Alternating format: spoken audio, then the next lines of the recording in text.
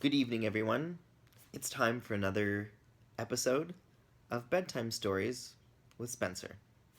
That's me.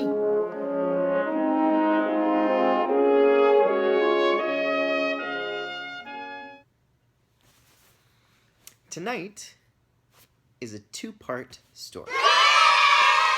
Let's begin. Chapter 1. Once upon a time, there was an incredibly handsome and intelligent young man named Spencer West, who every single night his mother read to him and his sister. He loved books. He loved being able to escape in the adventure of climbing into someone else's story with magic and all sorts of other things that come with stories. Now, when it came time for kindergarten, he was excited to go to school because he couldn't wait to learn how to read. So then he didn't have to always rely on his mother to read him a story. He could start reading his own, and maybe even writing his own. So, the first day of kindergarten came. He jumped out of bed. He got ready very quickly. He had breakfast. He put on what I could only assume was a very handsome outfit of probably a button-up shirt and a sweater that his mother picked out. His mother drove him to this first day of kindergarten. He spent the entire day so excited, couldn't wait to learn. Met his teacher named Mrs. Paul. They took him to the library. They saw books. And then it was time to go home. And as he got in the car all sad, his mother turned to him and said, "Spencer, what's the matter?" And this intelligent, incredibly handsome young boy turned to his mother and he said, "I'm disappointed. I thought school was going to be different.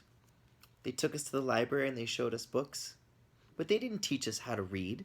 Sidebar, I literally thought I was going to learn how to read on the first day of school. Turns out there's a little bit more work involved than just one day.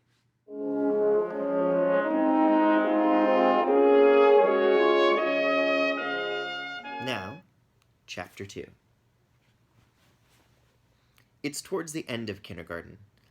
He's learned his letters, he's learned his numbers.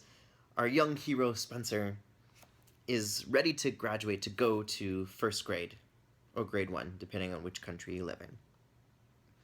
But there's one thing that he hasn't learned yet, that he needs to learn in order to pass kindergarten and move on to the first grade.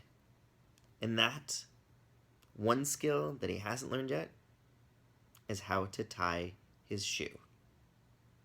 Unfortunately, he was the last kid in his entire class to learn because our young hero didn't have shoes because he doesn't have feet. So he went home and he told his parents, who I can only assume were a little embarrassed, but how could we remember? He doesn't wear shoes. So they taught him how to tie his shoe, and when he went to school the next day, he had to show his skill to his teacher, but he didn't have a shoe to tie. So his teacher had to take her shoe off, and he tied hers. And he did an amazing job, and then he got to graduate and go to first grade. The end. Folks, thanks so much for coming back. As always, you're my new best friend. Call me every 5 minutes. I hope you enjoyed that story, and we'll see you tomorrow. Bye. Also, subscribe. Please subscribe. Tell your friends to subscribe. Bye.